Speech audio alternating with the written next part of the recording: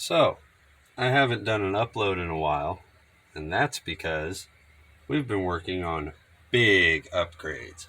As you see here, Blue's enclosure walls look way different. This is Blue's new enclosure, 8 foot by 3 foot, a little bigger than that actually, but it's not exact dimensions.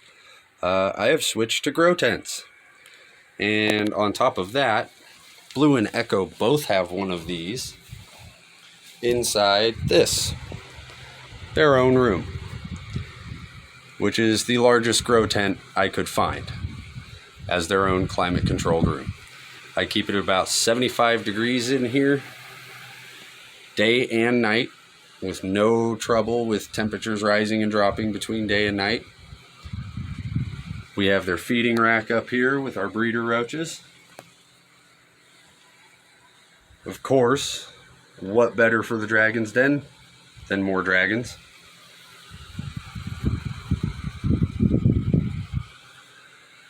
We have their travel cages on top of our Pac-Man frog enclosures. Behind that tile over there is the other Pac-Man frogs enclosure. This is a 75-gallon divided for them. So Pac-Man frogs, they have plenty of space. And Blue and Echo got their new tents, grow tents as enclosures. I'm honestly loving them.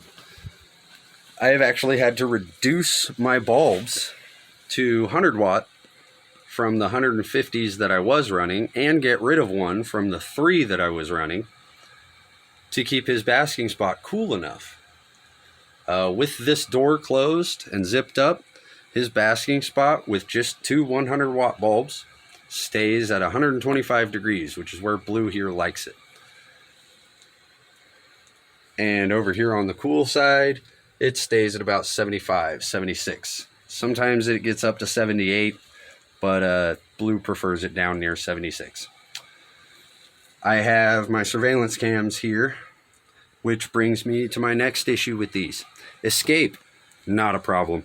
Honestly, I don't see it being a problem unless they should climb on the bulbs and get to those ventilation screens up there.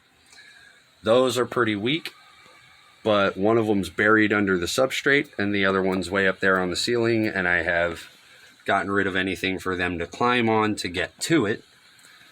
But everything else is pretty escape resistant.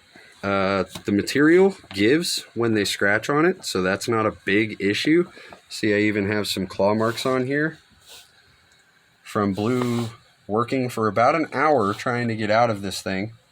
And because it gives, I don't think he can get a good dig on it. And when he does catch the zipper or these spots where he can get a claw grab, Blue digs through compacted clay like it's nothing.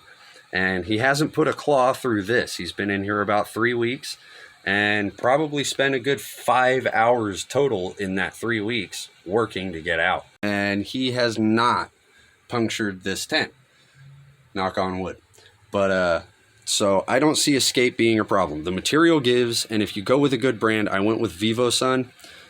You go with a good brand, it is a very resistant material. I know if you haven't seen one yet, this probably looks like just tarp material, but this outside is a cloth nylon that is definitely stronger than any denim or nylon rope I've had. And this internal material, though it looks like plastic or tarp, is actually a really rigid. Then the fogger and the feeding rack and this big 3 foot by 12 foot space to work with them in, plus their enclosures and free roam space, which is great for them. Room to stretch outside the enclosure, which is one of my biggest things. And he has full access to thermoregulation, which is what reptiles need. A lot of people see a reptile, think cold-blooded, think, oh, they need heat, more heat, keep the whole thing warm. No, they need cool areas to bring down their core temperature should it go above 90.